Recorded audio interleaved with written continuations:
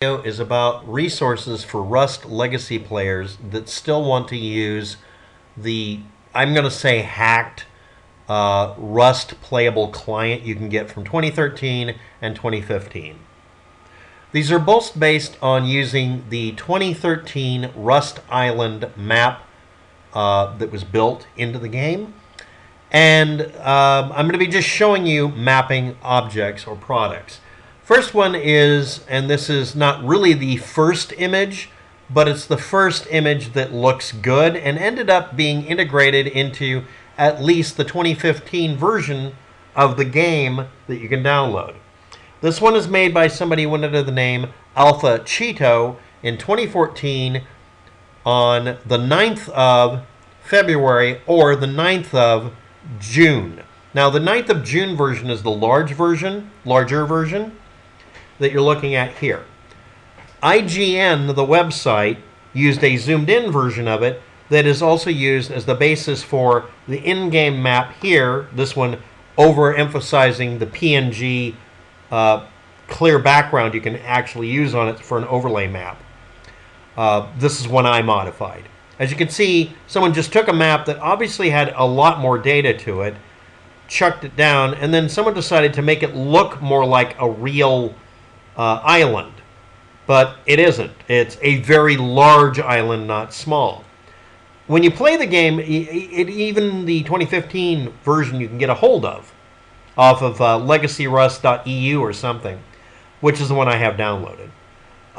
You can go off of this map and you appear to be walking out here where there's nothing.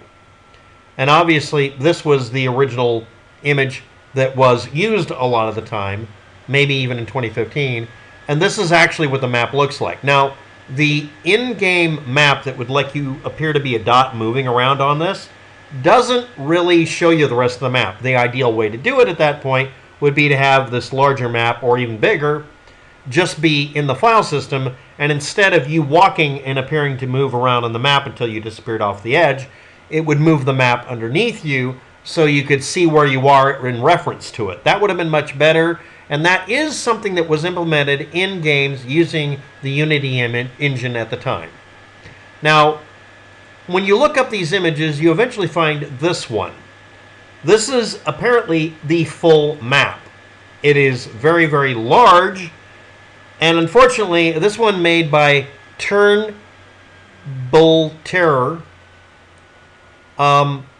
This individual decided to draw all over it in a way that I can only describe as nonsensical. I'm sure that these were minimum walking pathways or something, or maybe it was for deciding divisions of how the land should be traversed or dangers in it. But all I see is a map I can't use as a full-size replacement as a starting point. If turnbullterror is out there, if you still have the raw image from 2014, please do what I did and put your moniker up here. Please get rid of this and give us the full resolution version of it. This one is able to be downloaded from very few sites, but it does exist. And as you'll notice on the map itself, even if it maybe this was done by him only, it defaulted to putting dots all over the map in even spaced areas, or mostly even spaced, that had greenery added in, maybe by the Unity engine, maybe because it was partially generated by procedural generation. I don't know.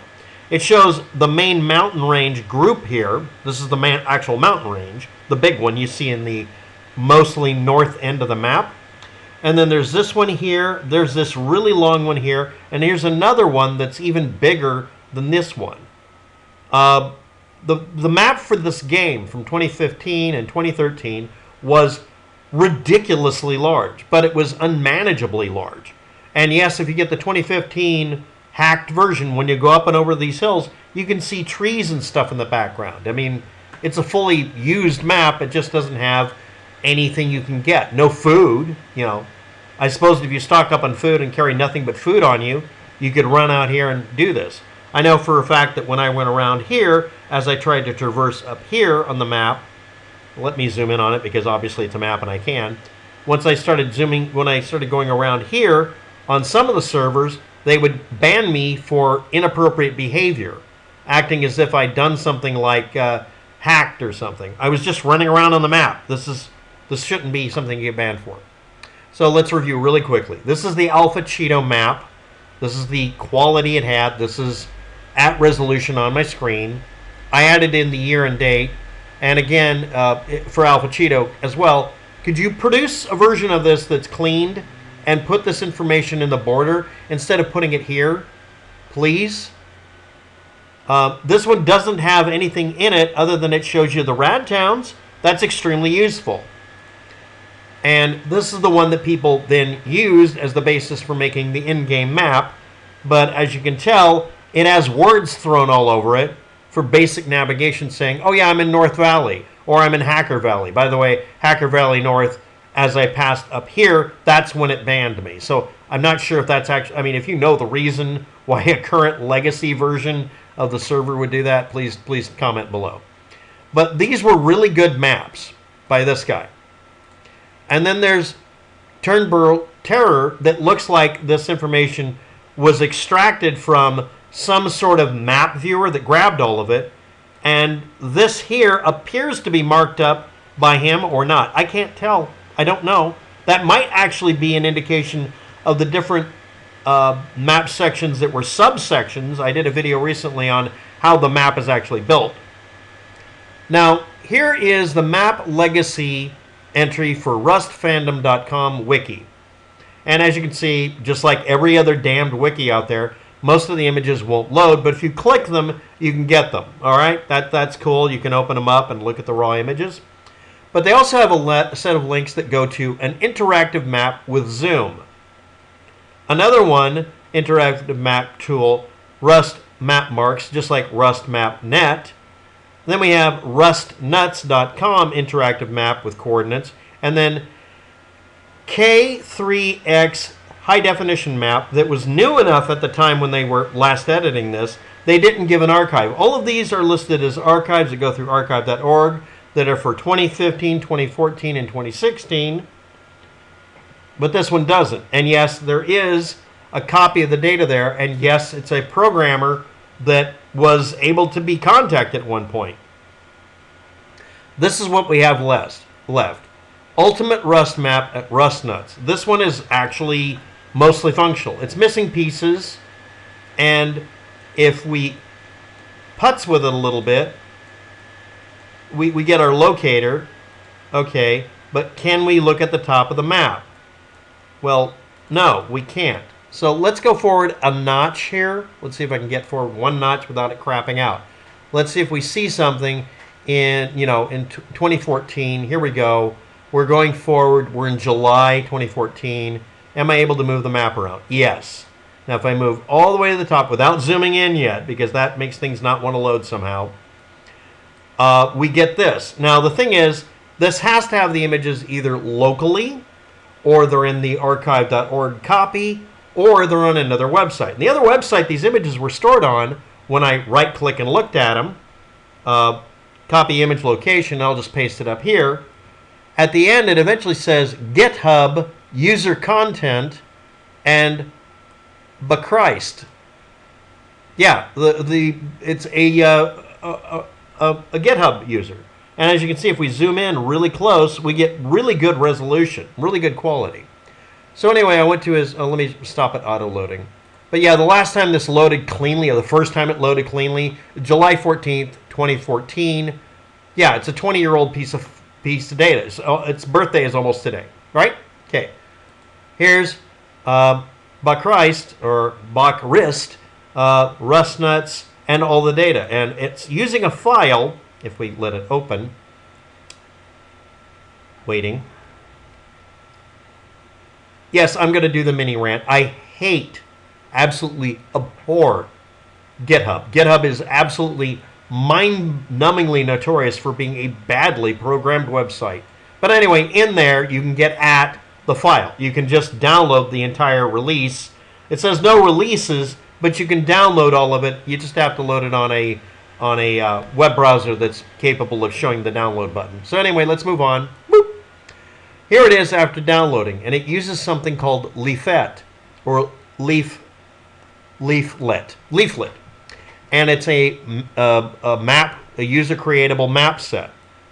And as you can see up here, we can now go all the way up, way off the map, and I'm going to leave a link to the archives for this.